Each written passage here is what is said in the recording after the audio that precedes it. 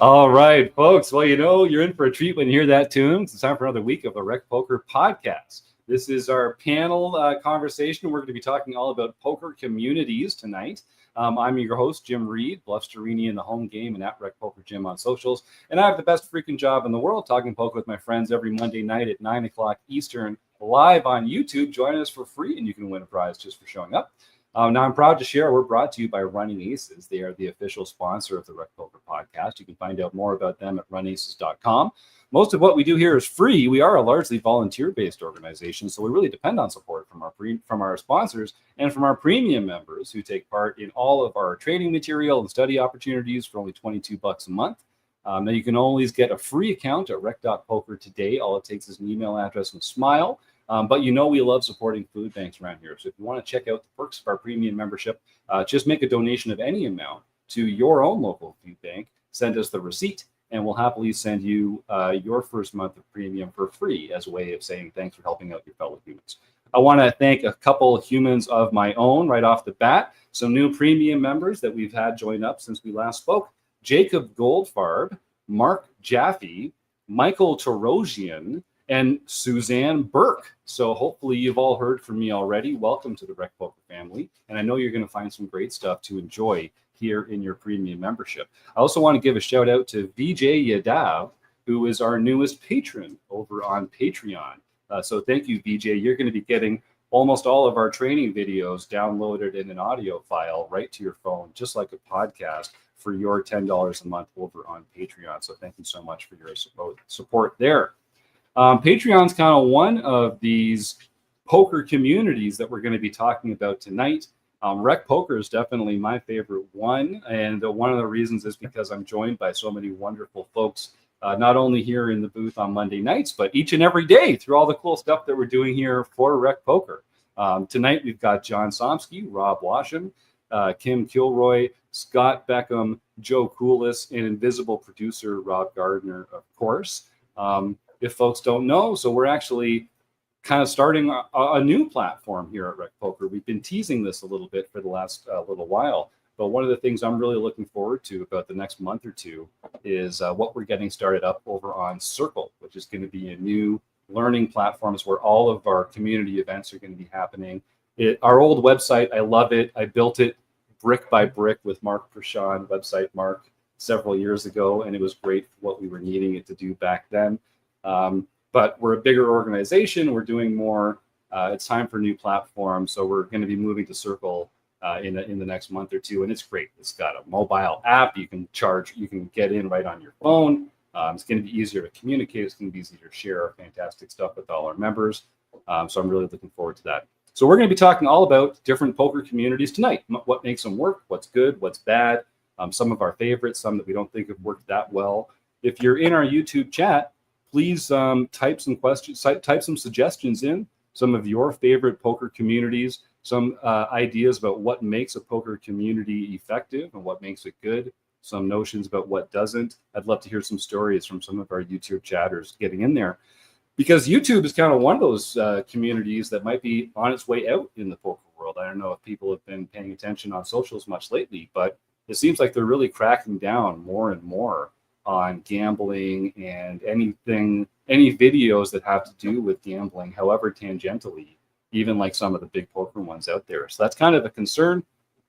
And it's one of the reasons why we are going to be moving things over to Circle. So in case the YouTube scepter of death comes by and bans us 1 week, if you tune in on a Monday night at 9 p.m. Eastern and we're not here, the worst has happened, and you're gonna have to come start catching the live stream every Monday night in our Circle platform.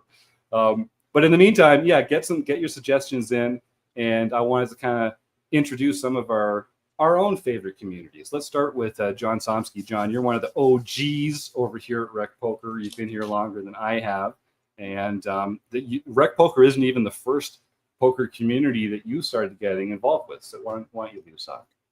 No, actually, the very first poker community I got involved with was back in the 90s.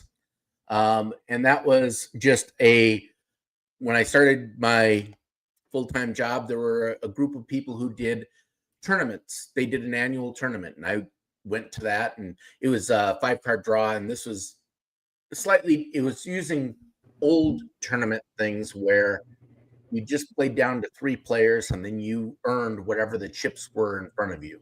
So each chip was worth what the denomination on the chip was. A little bit different, but anyway, it was still fun to play the game, and it was the first time I found where you could play poker without money, and yet people would still take it seriously. And we were playing for money there, but that was the first time that occurred to me that you could do that. And then in about 2005, I started listening to a bunch of podcasts, and one of them was the Ante Up podcast. This was put on by 2 people who worked for the Tampa Bay Times at the time. And then in 2008, they started up Ante Up magazine. So I was a member of that. I was the Minnesota ambassador for Ante Up until the magazine folded around COVID time. But the community has started back up, and it is going with a new guy, Joe Scales, is running it.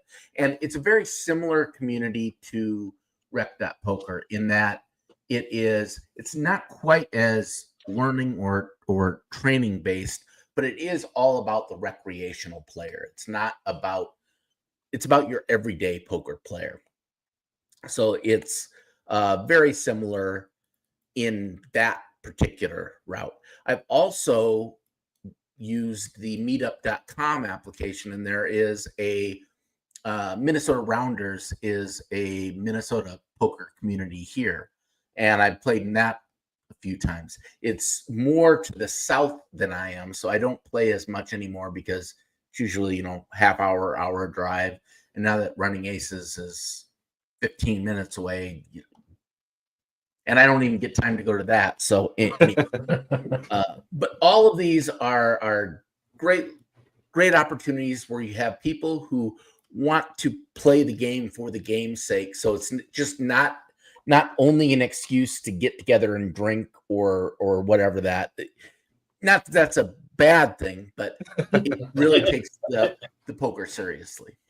Yeah, I like that. And as we all have these different connections to different kinds of poker communities that we're all going to be kind of sharing about today. Whatever. So I'm really curious to hear from everybody, and again from our YouTube chatters as well.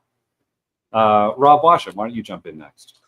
Yeah, we have a lot of learning with partners. Okay, we do videos every month. We put them on our website, and eventually they'll be on Circle. And those each have their own communities, really. So we start with Simplified Poker Academy, and that's with Barry Carter and Dara O'Carney, who we all know very well. Dara is actually a RECing Crew member, and they use the school platform. I don't know if you've ever heard of it, but it is similar to Circle, not quite as sophisticated. It doesn't have as many features. But one of the things that they do is they have a community. When you join Simplified Poker Academy, you're part of that school community. And the more you get involved, the more points you get for, they call them school points or whatever they call them. And the more points you have, the more access you have to more things. So Simplified Poker is obviously one of my favorites. Then Learn Pro Poker. Ryan LaPlante obviously has been a partner of RecPoker since the beginning, and might be because he has roots in Minnesota. I'm not sure, but that could very well be.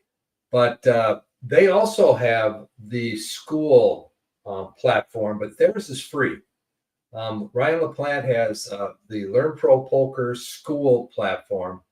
Again, that's free, but it has the same type of feature where the more you get involved, the more comments you make, the more posts you make, the more points you get, and it allows you access to different features as you get more and more involved, which is kind of a cool concept.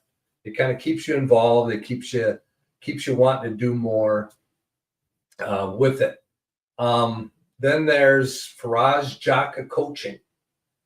They also have a Discord channel, Faraz Jaka Coaching. So when you're part of Faraz Jaka Coaching, you can also be part of their Discord community. That one is amazing. They have 120 plus training videos and quizzes, 10 different learning paths and courses, including the MTT crash course. Now, again, Faraz Jaka Coaching is basically tournament focused. Then you have pokercoaching.com, run by Jonathan Little. And he's got a crew of poker pros helping create videos. They actually have 2,000 plus interactive quizzes, 800 plus video classes, tournament master classes, just to name a few of the benefits you get by being involved in that community. They also have a Discord community that you can be involved in. And poker coaching has both tournament and cash games. Then we also have the Poker Forge by Sky Matsuhachi. I remember when he first started his podcast, he decided that he wanted to do 30 days every day, do a podcast for 30 days in a row. And he was brand new at it. And I happened to catch it when he first started. So I was with him for those first 30 days and watching where he was then to where he is now. It's just, it's quite the journey that he's been on. But you can join the Poker Forge, and his focus is small stakes online cash games. He uses Poker Tracker 4, HUD stats to understand his opponent's tendencies. And so if you want to learn about how to use Poker Tracker 4, create custom HUDs, and learn how to read hands, because those are the things that he really, really has focused on and has a really good grasp on, and has a great way of teaching it to you. So all I can say about that is ganbatte. Nice. And then there's Red Chip Poker. And their claim to fame is the core, which goes through from A to Z poker coach, our poker coach course, 200 in-depth lessons, hand histories, and quizzes. They also have courses on PLO. They have live 1-2 basic courses. So this one is really more towards cash, but they do also have a tournament course that was created by another RECing Crew member, Chris the Fox Wallace. Right. So Red Chip Poker is another community to get involved in. And again, they also have a Discord where they have a lot of interaction going on, people talking hands, hand history reviews, strategy, and whatnot that you can pick up on it as a part of the RecPoker or the Red Chip Poker community. So those are the ones that I pretty much, am a part of and spend a lot of time with. Awesome. Yeah. And so as folks know, Rob runs our Learning with Partners program here at RecPoker. And if you want to find out some discounts on any of those training sites, you can go to rec.poker/partners, and you'll find all sorts of links and access to all those different training sites that we work with every month to help make our premium members a little more informed and knowledgeable about the game. But it's not just training sites. We talk about poker communities. And I like, Johnny, Johnny. When was the last time? Does anyone call you Johnny? John Sofsky? Who calls you Johnny? No, that just came out of nowhere. Not twice, at least. Okay, there you go. Well, Mr. Somsky got into some stuff about like the anti-up group there, and I love that. Get your suggestions in here as well, folks. I really want to hear them. Kim, what are some of your experiences with some poker communities? Well, I've been involved in many, many communities, starting out with the bar leagues when I was way back when I was first learning. But I'm really involved now mostly with the Global Women's Poker Associations and the Global Women's Community. And I think it's a growing community, and it's really important for women to have a place where they can reach out to other women and travel with other women and feel safe traveling, and all of that. So one of the main ones is, I'm going to list a whole bunch of them, but one of the main ones is the Pocket Queens group. They're mainly on Discord, but they have, that was started by Victoria Lipschitz, and a small group. I think they have, I'm not sure how many members they have now, but it's very large. And it's a community where there's a lot of interaction in the Discord community, and you can reach out and meet other women and talk to them about, going on live tournaments. There's hand history reviews. There's just talking about anything to do with poker and travel in poker, online poker, that sort of thing. So it's a real, it's a learning community as well as a social community. There's also the website Women's Poker Calendar, and that has all of the poker tournaments. I'm going to put it in the YouTube chat, but it's all the poker tournaments for women worldwide. So that's another resource. Some of the communities are the Women's Poker Association. We've talked about that before. The WPA, LIPS, which is stands for Ladies International Poker Series. That has lots of resources for women. I suggest all women check that out.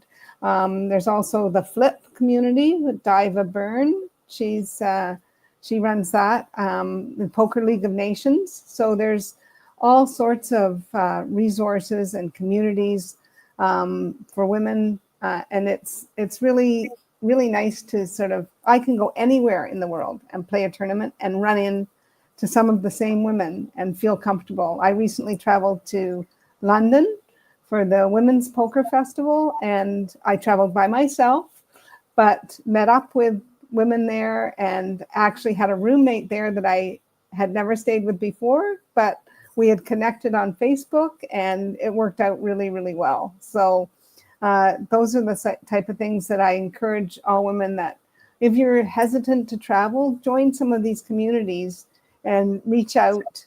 And you can reach out to me even, and I'll put you in touch with people that would that are interested in sort of the same things that you are. The other for travel, there's also the Globe Trotting Poker. And that isn't just women, that's for all travelers. And that I'll put that in the chat too. And that lists all of the tournaments worldwide. So sort of globally, that are the global travel partners. So that's, I can't stress enough that it's such a wonderful growing community, so welcoming. And it's made it really easy for me as a woman to travel and play poker. So in what is essentially a man's world, but we're changing that. We're changing that little by little. I love it. I have seen some comments in the YouTube chat talking about like the bar leagues, as well as you mentioned. And I want to shout out like the travel community as well, and not just like the women's travel community, and not just the folks that are connecting in advance of trips and planning and that kind of thing. But honestly, just the poker travel community itself is its own like social group. Well, when I'm traveling to Ireland and Las Vegas, and like, it's amazing. I don't travel that much, but I do get around to several cities around the world. And you see a lot of the same people at these stops, this sort of like this international set of poker travelers. And it's very cool. Once you start getting, and I encourage a lot, like, listen, if you're thinking about taking a trip for poker, I hope you do. Pick something fun like the Irish Poker Open, or some of these other series that you've heard us talk about here on the show, because you start just making friends with people. You see them at the events around the festival.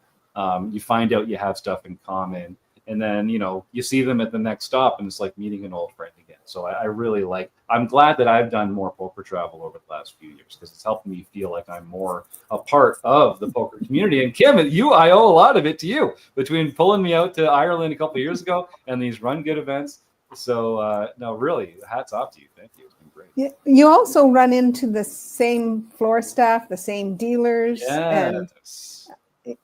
that makes you sort of more comfortable even as well. Yeah. Somebody you can go to if you have questions, and I find that really helpful. That's a great point, because that's really another community as well. Is like the professional poker community, the dealers on the floor, and the people that are involved in running the tournaments and running the festivals and that kind of thing. And it's true, you do get a real kind of camaraderie. I want to give a shout out as well. We were talking about some of the poker communities. Solve for Why, who recently put all their stuff out for free now. They're no longer kind of supporting it as a community, but they were a pretty tightly knit group there as well. Kim, I know you were involved with them, and they had a bunch of great coaches and mentors over there, but quite a wealth of fantastic, sophisticated poker knowledge available, some training material available there that I think is still free right now. Folks want to go and check that out. And then another kind of like the poker media community, like as I've gotten more involved as a writer, it's been really interesting. Like Poker.org, for instance, has a very closely knit group of readers and writers and contributors and photographers and content creators and that kind of thing. And it's been very cool seeing them. And I know like the Poker.org, they have Ask the Org, which is one of their main features on their website, which is kind of like the RecPoker forums in some way, where you can post questions and help other people out with answers and sort of share information, that kind of thing. Because I think that's something that's integral to an effective community, is that kind of exchange of information. So keep thinking. One thing we'll ask about at the end is like, so what are some common elements of some of these communities that have made them effective and have not? So think about that. In the meantime, Scott, what about yourself? What are some communities that you've had some good experiences with? Well, first and foremost, I had very good experience with 100K. Oh yeah, Yeah, for sure. 100K community. It was founded, I think, about 3 or 4 years ago by our very own Rob Gardner. That's right. And the premise of it was just like with RecPoker, was to bring recreational players, together in a place where they can camaraderie, go over insights, go over, hand histories, and just talk, poker and not have any judgments or, anything like that. Because you know how with people at the table and stuff like that, to be like, well, if I do this bluff and I get called, I'm gonna look like a total freaking idiot. Yeah. And that wasn't the case in 100K. And that's one of the things that I really loved about that place. You could be honest, but in a very meaningful way, and not have to just tell somebody what they want to hear, because that's not beneficial to them. It's not beneficial to you. Yeah. And another thing that I do, another community that I do, is I do Twitch. I do Twitch. Yes. I do Twitch 2 days a week. On Wednesday afternoon, so tomorrow afternoon, shameless plug. Yeah, get in there. Get in there. Join the study stream. That's right. Yeah, tell us all about it. On Wednesdays, I do what's called the Hump Day study stream. I use my my study tools that I use, mainly Octopi Poker. Their study tools are extremely excellent. And I also do some of Ramp Poker's videos. Yes. At different times and stuff. Only the free ones, the paid ones are a different thing. But it's a culmination of a lot of things. Whenever we do a hand history or whatever, we just do drills and stuff. Get community involvement and stuff like that. And I have a great community. It's small knit right now, so I think it's about maybe 500 or so members. But we're growing, little by little. Mm-hmm. But one of the things I love about it is we could be ourselves. Not have to worry about anything, have great communication, and just having a fun time. That's great. I know you have a lot of regulars, and I think that's one thing as I've learned more about the streaming environment, how you do kind of get you form friendships and relationships with a lot of the people that are in the stream. Ben Enslow, another RECing Crew member, who's also a very active streamer. We're going to have him on the show over the next few weeks. We've been talking about finding a good date to have him on. He talks about that a lot as well, and how much he enjoys the feedback and the camaraderie of the group and people coming and hanging out. And I think it's really interesting, the streaming community, because for a lot of the other communities that we're talking about, we're kind of studying together, or we're talking about poker in some way together. But the streaming community is really on the felt. Like, it's really while poker is being played. Right. And so you're having a very different experience, which is one of the things that I think is just so cool. We're definitely going to be building some of that experience into the new Circle platform at RecPoker as well. So one of my best friends I actually met through my stream. Amazing. I love it. Yeah. Well, hey, Ben Enslow and I, like, we only really, like, we've become quite good friends.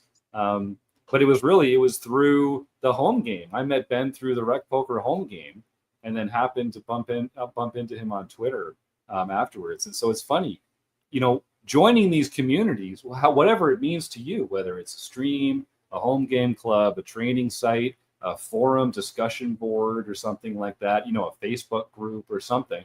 What you're really doing is you're just creating connections with other people within the poker world. And then, you get connected to more of them. You kind of find out the people that they're connected to. You develop more of a robust network within the poker world. And I'll tell you, there are some jerks and assholes in the poker world, because poker is played mostly by humans, and some humans are jerks and assholes. But hey, no comment, Joe. No comment. But poker has so many wonderful people in it, and you really have to kind of splash around a bit and get to know people and to find that out. So I want to encourage people to take that step and go put yourself out there a bit. Don't be a lurker. Get comfortable as a lurker, but turn the camera on.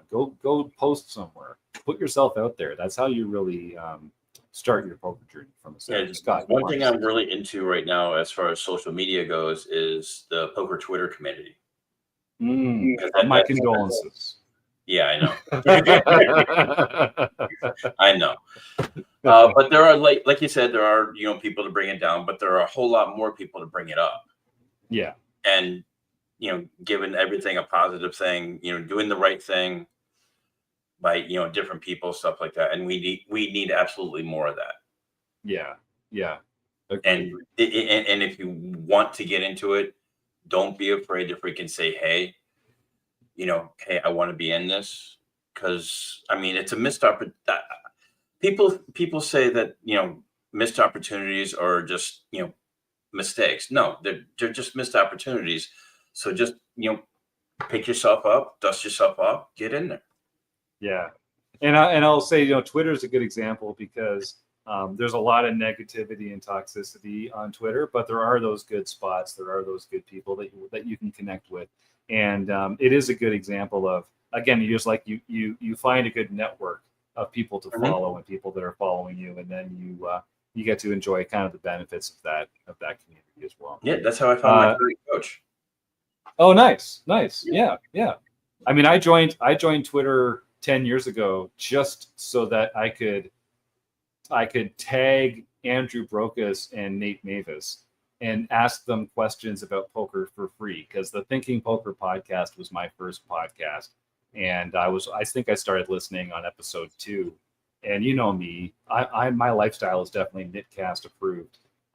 So I joined Twitter exclusively to post at Andrew and Nate and try and get some free poker advice for a young up and coming player. Joe Coolis, I know you're a Thinking Poker podcast fan as well. What are some of your communities that you've enjoyed? Well, certainly I started out with Red Chip Poker, and Rob talked greatly about them. I think they're a great place to start. A lot of the specifics, but I always did gravitate towards Thinking Poker Podcast, because in addition to talking about issues specifically about poker, which are obviously interesting and important, it was always nice to me that they brought on that poker people can be people with other interests and other areas where they're pretty bright, and how those things kind of meld in with poker as well. Really attracted me to Brocus's work, and Nate Mavis as well. And then when Carlos came on, obviously that was a transition. And as they moved into Thinking Poker Daily, I think that it's just another way to be in a community, because it's not necessarily as website driven. It's driven through Patreon, and giving money to them through Patreon helps support them to do the things that they continue to do, which I've appreciated. And there are different levels, going from just listening to a basic small amount to getting the weekly, the daily podcast. But then also there's another tier which is it's more expensive. I won't say significantly; it depends really on your finances, but where you get to have a phone call where they answer, and there's a lot of community in there. And I actually didn't realize I'm actually one of the OGs on the phone call Thinking Poker Daily, just because I was around at the time. So you like you say, you start to know people, and you get a good idea, and you start talking about other things and form connections. And for me, that stabilizes poker communities, because even within RecPoker, my interest in staying has not always been about the poker. It's just that there are some pretty cool people that I get to talk to about a lot of things, mostly poker, but other things that you find out, as veterinarians, philosophers, home inspectors, people writing for, book companies, computer programmers, and I know I'm missing some, but those are a lot of varied interests. And the bottom line is I like people. That's why I talk so damn much, because I like to talk to people and find out who they are and what makes them tick. And I think that, beyond Thinking Poker Daily, RecPoker brings that to me as well. Yeah, I love that. I'm really glad to hear that.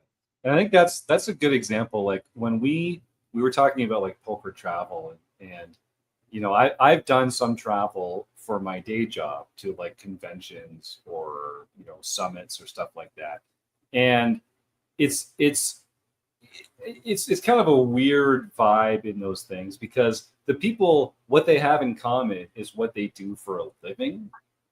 When you're traveling for poker tournaments, what you have in common with the people there is a thing that you love.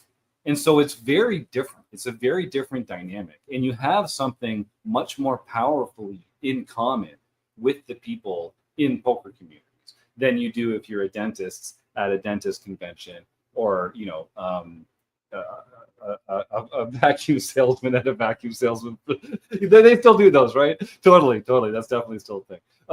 But it is very, very different when the thing that you have in common is something that you love, something that you're passionate about, and something that you're interested in. Because then the conversations that you have are so natural and fun and exciting. The connections that you make are that much more organic and easy and like free flowing. So I think there's really, I really want to emphasize that to people. Do take that plunge, join something. Don't just be someone who listens to podcasts. I mean, we'll talk about, and we'll put this in the YouTube chat too. YouTube chatters, suggest some sites or some communities or some poker podcasts that we've missed here, because I want to make sure that our audience gets a sense of the scope, the vastness of opportunities. Like I was thinking about some of my favorite podcasts, other than RecPoker, of course, but Thinking Poker is definitely near the top of the list. The Chip Race is another great one. The Poker Guys, or Two Poker Guys, or The Breakdown, or whatever they finally figured out what to call that one with the brand problem. Suited Kings, if you're into Minnesota poker scenes, that's a great one that's come on the scene in the last little while. I know we get a lot of love for Tournament Poker Edge, The Grid, Poker News. There are some very cool shows out there that cover the gamut from poker lifestyle to poker strategy to sort of poker current events. There's as many different voices as there are angles to the poker world out there. So I think that's really interesting. We got some comments in the YouTube chat here. Yeah, Evil Roy Slade, David, we talked about this before. When Twitter was kind of coming on, everyone at Poker Riyadh joined Twitter because Joe Seville was friends with the founders there and had some inside tips and tricks. So a lot of poker. I think that was meant to be Poker Road and Joe. Damn it. Okay, thank you. See, I'm not the poker historian that you are, Mr. Somsky. So that's why I should have tapped you in for that one originally.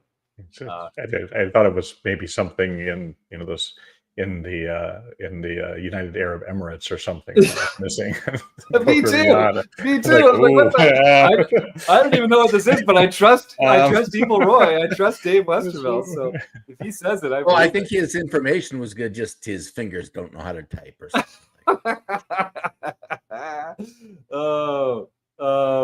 And yeah, that made sense. So like a lot of the when Twitter was getting started, like the poker scene kind of got imported there whole already, which is why it was so well connected and why it was easy to find people to follow and that kind of stuff. That's a great point. And I would say like I started a Blue Sky account. There are a lot of people over on Blue Sky as well, and it's there is less kind of toxicity over there. But it doesn't have that mass. It doesn't have that. Twitter still seems to be the place where all the poker people are. And I mean, it might be to our detriment, unfortunately, but it's still where it's still sort of like the main social media platform for Twitter. Neil Jaworski says, yeah, we got to get Hungry Horse Poker on the podcast. I have reached out to Mark. He said he's going to do it at some point. Neil. So we got to figure out the dates for it. But yeah, that was another suggestion that I knew we were going to hear tonight because he's been putting out some fantastic stuff over the last little while as well. Very, very cool guy. So gang, what are some of these common elements that make a community a good community, or that make a poker community an effective poker community? Or what are some of the things that you guys have liked about the communities that you've been a part of that have made them effective? Or vice versa, what's been lacking on that front? Does anyone want to jump in? First thoughts on that? The camaraderie. Scott? Yeah, camaraderie. The camaraderie, the communication, and basically the general sense that everybody wants to get better. And how to go about doing that, either as a group, either as a group as a whole, or individually, because each individual's way of getting better at something is going to be different. Like for me personally, when I was at school, I hated studying. I learned by doing. I mean, I was a smart kid, but there were certain subjects where I didn't get below a C- in anything. So I just learned by doing mostly. Yeah. Kim, I agree. I agree with Scott. Like it's the social aspect is key to me when I'm engaging in a poker community. If there's not that sort of personal connection, then it sort of doesn't hold my attention or interest really, and I find I don't get much out of it. Yeah, accountability was one that jumped out to me. I was talking to a new member today on Zoom, who's an excellent poker player, has good results, has people that he likes to talk to about poker, but they're kind of disparate. And I think the idea of sort of feeling like you've got this group that you're going to come and talk to about your session, that you're going to come and talk to about how you played in the tournament that day, that helps you, I think, make good decisions at the table, keep yourself grounded. And maybe, just like Rob Washington likes to say, take your hand off the mouse for a second and just breathe before making a decision, because you're going to have to go explain this to all your friends. And having a little accountability, I think, can be good for that as well. Joe, you want something else? Yeah, I mean, I think that what I would say is each of the groups needs to have some sort of identity in terms of what it is that the group is aiming for. Because quite frankly, Jim, I dare you to hold me accountable to anything. I mean, it's just, you know, if I'm just too busy, I'm just too busy, and I don't want to. I don't want to hear from somebody telling me you're not putting enough in effort, or you're not doing enough of that, or you know, it's just not what I'm looking for. And I think that, you know, as you go into a community, you're going to hear a lot of advice about, you know, about what it is that it should be. And I think that what you really want to do is know what you want to get from the community. And then make sure that the community fits with those goals, because then you'll be happy, and then you'll end up friends with the people, like has been talked about. And I have a small group that you know, people on Discord that I hang out with, and you know, those people have become my friends, and we hang out outside of the poker realm, but we all know exactly what it is that's expected and what's acceptable in terms of pressure, because we're not professional poker players and we have different goals and different requirements. So I'm not pushing back in terms of what you're saying, Jim, because I do think that for some people it's important. But if you want to have a good experience in a community, make sure it meets what it is that you're looking for in that community, and it'll be much more successful.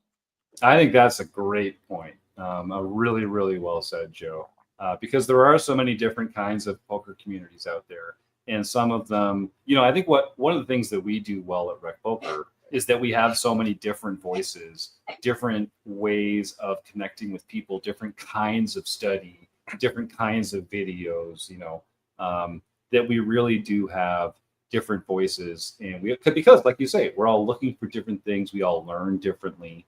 And so the idea of having some kind of like cookie cutter, you know, right way to do things, I think is very outdated. So I appreciate that.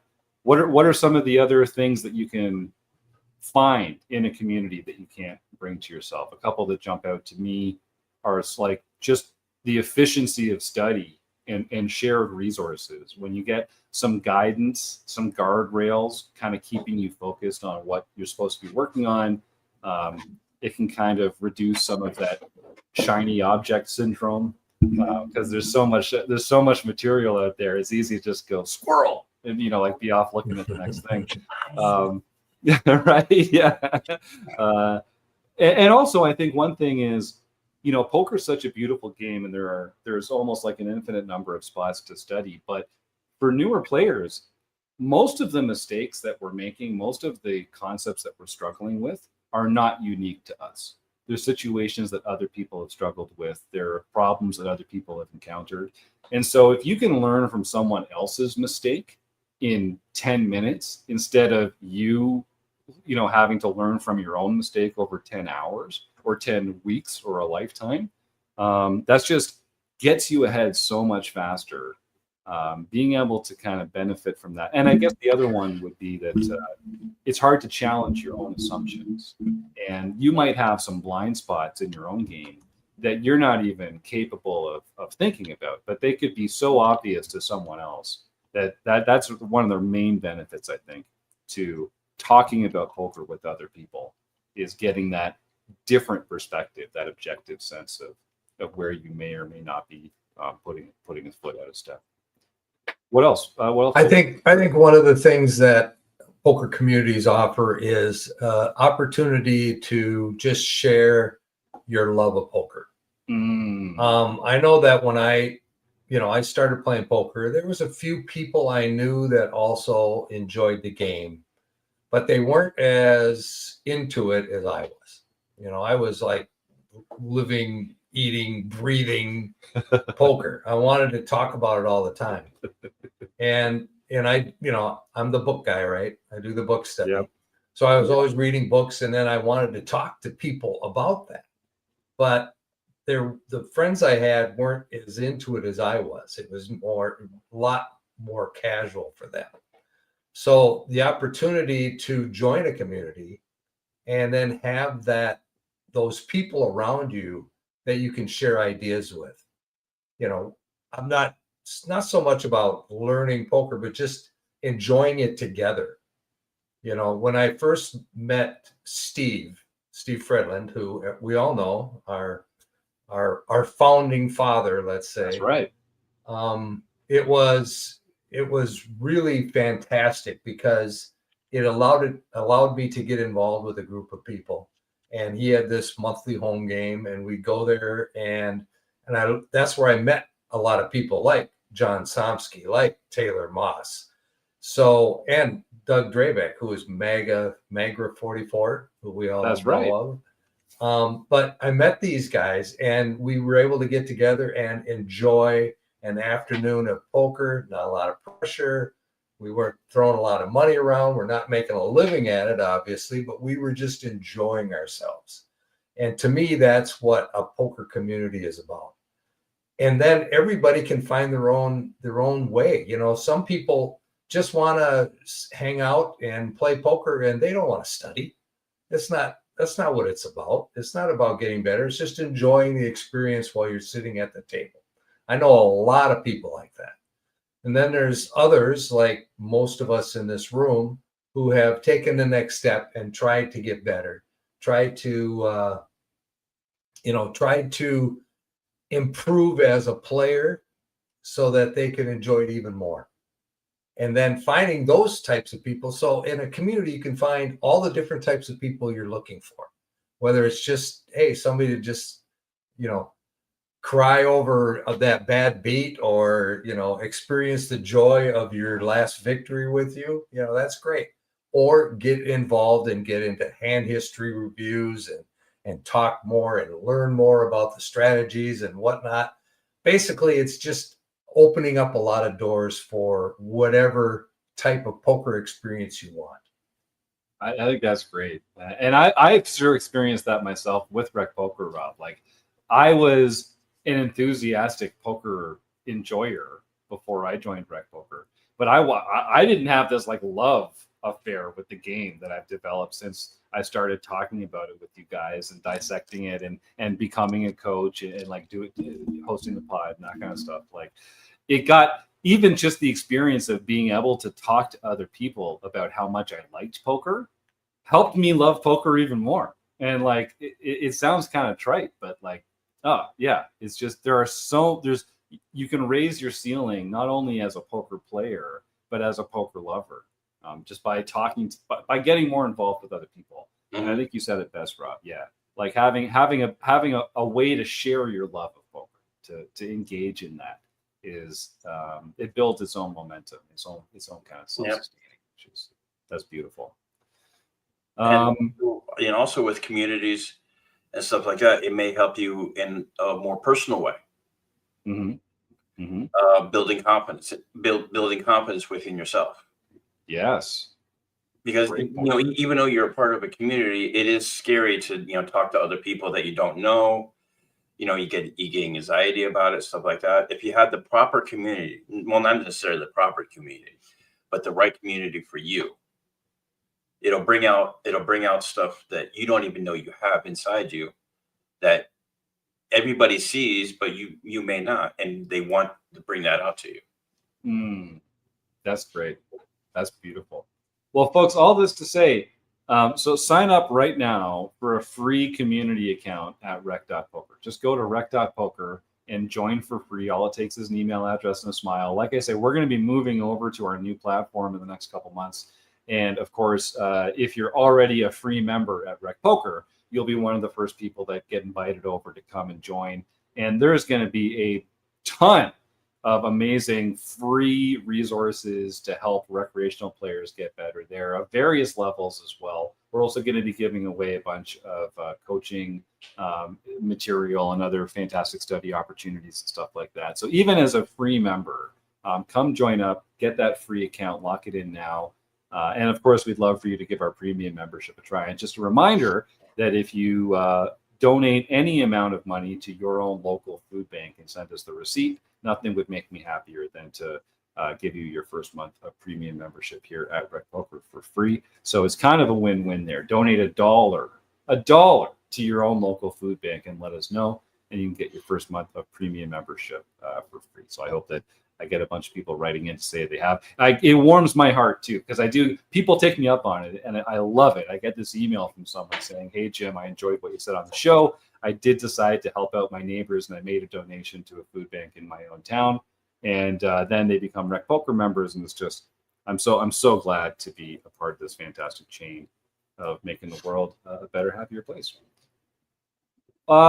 Before we wrap this puppy up, I know we're going to talk about some home game winners and find out who are the winners of the Sunday night Learn Pro Poker tournaments and all that kind of stuff. But is there anything else? Are we missing some community? I'm sure we're missing some excellent communities and some excellent podcasts and training sites and stuff out there. But is there anything else that any of the panelists here that you want to add before we do?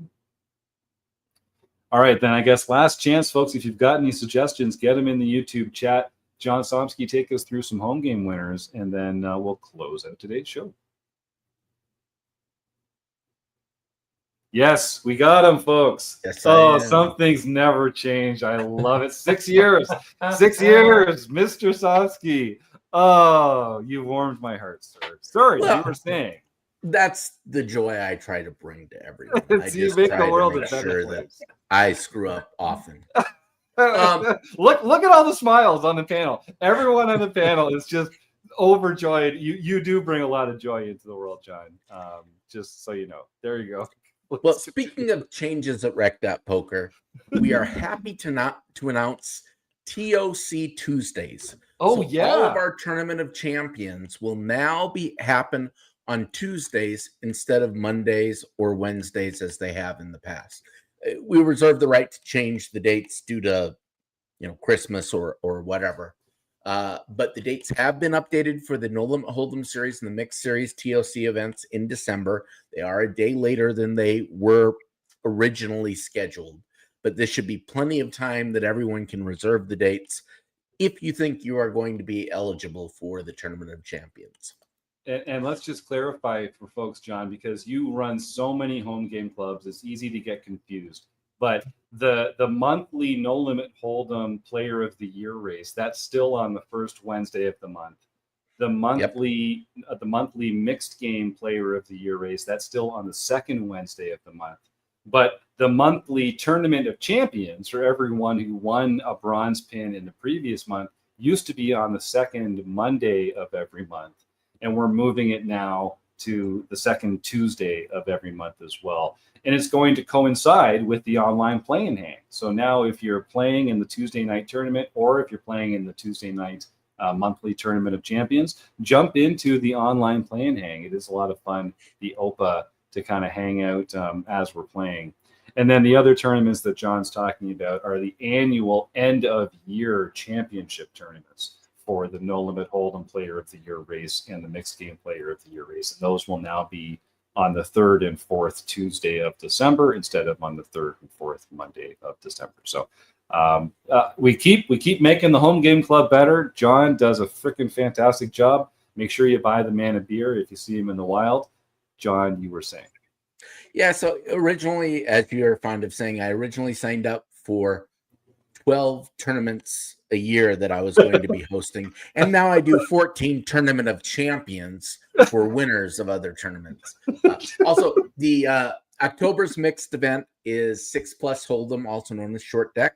So hopefully you'll enjoy playing that.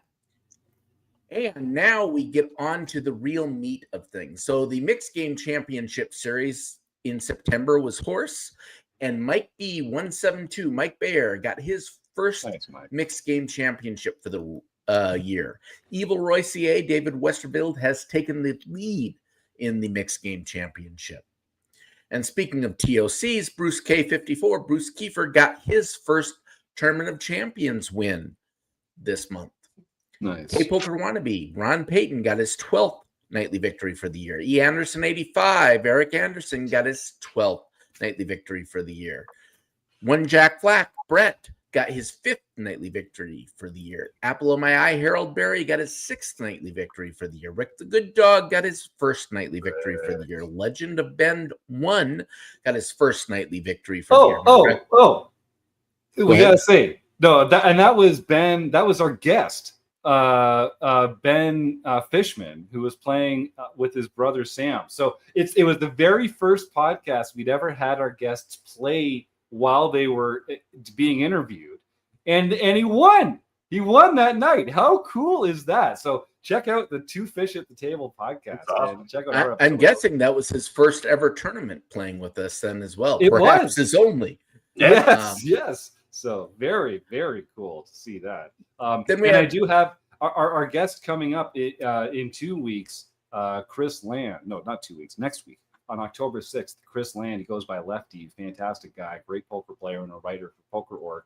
He will also be playing in the Home Game Club. So if you want to play along with our guests, just get involved and join the free Home Game Club that John's talking about when he's not getting interrupted by me. Sorry, John, you were saying. JB Twin Cities got her 5th nightly victory for the year. Jimmy Boots, Mike Smurden got his 3rd nightly victory for the year. JBox71, John Bachenhuber got his 2nd nightly victory for the year. John Lancer got his 2nd nightly victory for the year. Poker Geek Man John Somsky got his 6th nightly victory for the year. Apple O'Mai, Harold Berry got his 7th nightly victory for the year.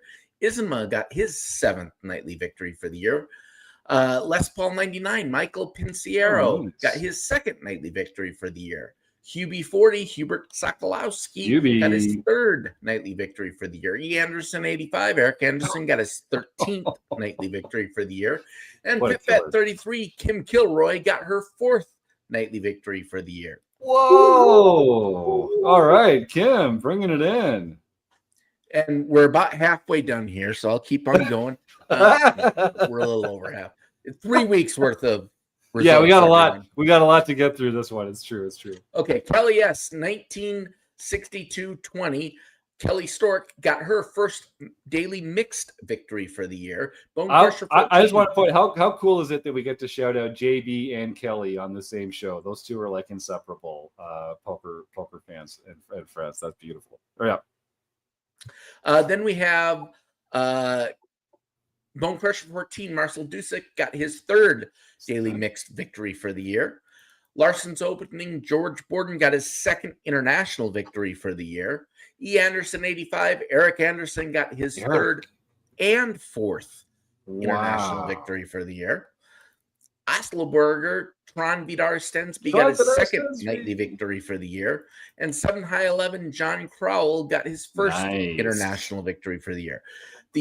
One of the international victory tournaments didn't run because we didn't get people signed up on time. So if you want to get on those, make sure you sign up early. This is true for all of the events, but with the lower participation in the international events, make sure you get signed up.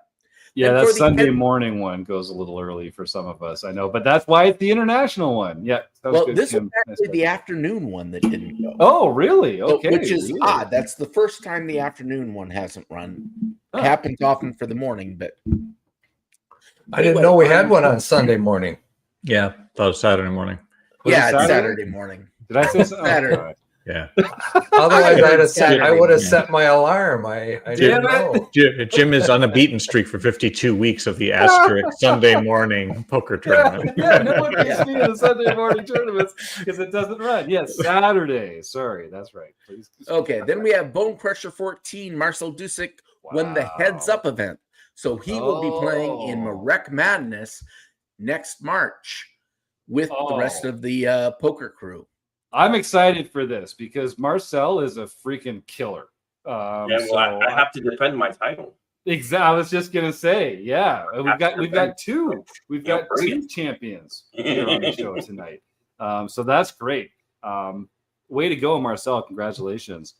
And again, our next one of those will be the 3rd Saturday in December.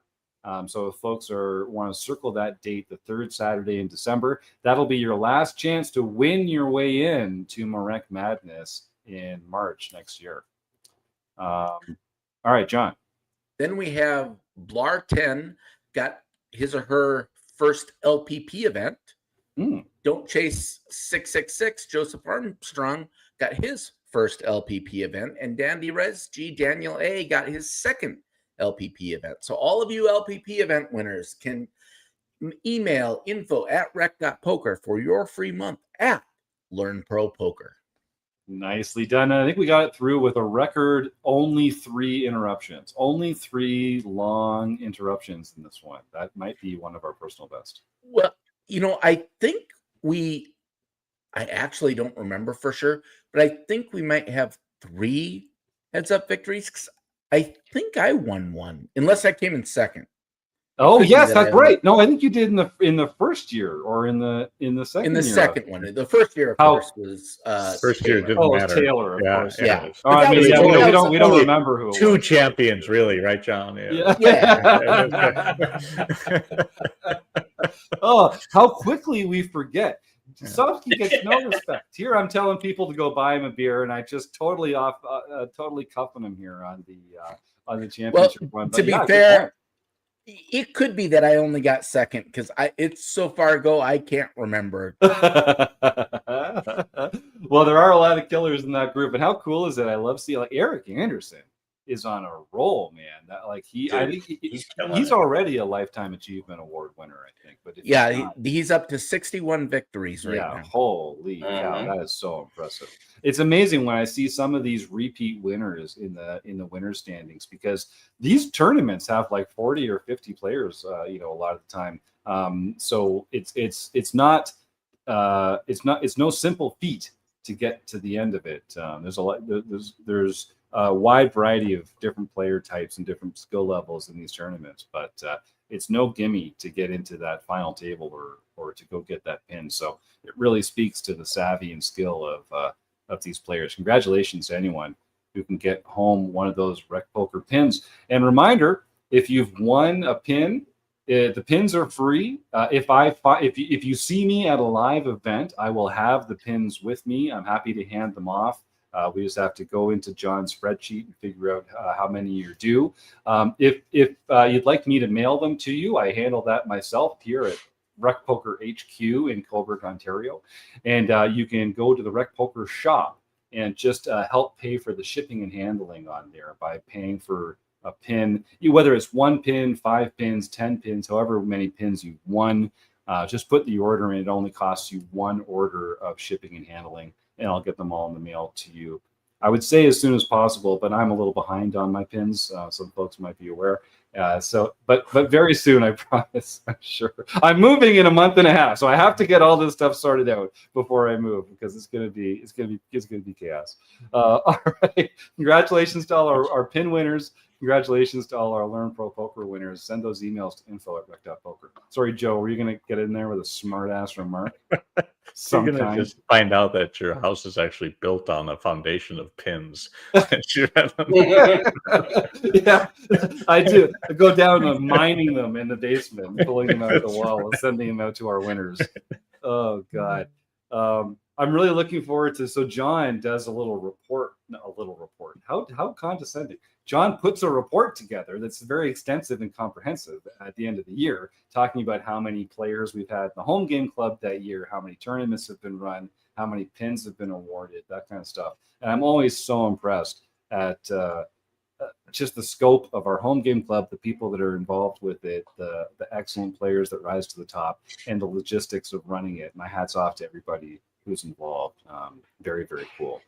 All right. Well, folks, join a poker community, join a home game club, listen to podcasts, write in. Don't be a lurker. Lurking is a great way to start, but take it from me, because I was a lurker for a long time. Your ascent begins. No, that's it. Your ascent begins when you put yourself out there, and you don't have to you don't have to go crazy right off the bat, but put some of yourself out there into the poker world. Ask questions on Discord. Post a hand in a forum somewhere. Join a training site. You can join ours for $1. Like I say, help out a local food bank, and then it'll cost you nothing else to come be a premium member here.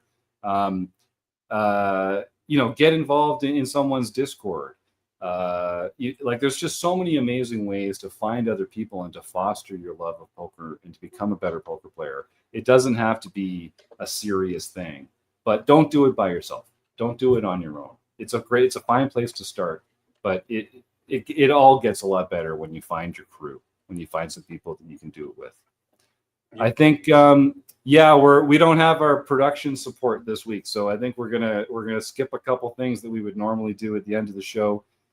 Is there anything else that we should mention to our fantastic audience here before we rock on out of here. I guess I'll just point out that I'm very grateful for the support from the Running Aces Hotel, Racetrack, and Casino. Coming up on Monday, October 13th, it's Indigenous Peoples Day, so it's the holiday double stack tournament starting at 10 a.m. for a $200 buy-in. You can get a 24,000 starting chip stack. That is a great structure. We've played in that before for some of our RecPoker events. And then right around the corner, it's Hallow Scream from October 22nd to 26th. It's a $360 buy-in multi-day event. That one's going to be a lot of fun as well. You can find out more at runaces.com. And I think that's going to do it for us. So I want to thank everyone for their participation in this fantastic conversation about poker communities. John Somsky, Rob Washam, Joe Coolis, Scott Beckham, Kim Kilroy, invisible producer Rob Gardner, everyone in the YouTube chat, all our Patreon members, our premium members and RECing Crew members, our free members at home. Thank you. You're the best. See you next week.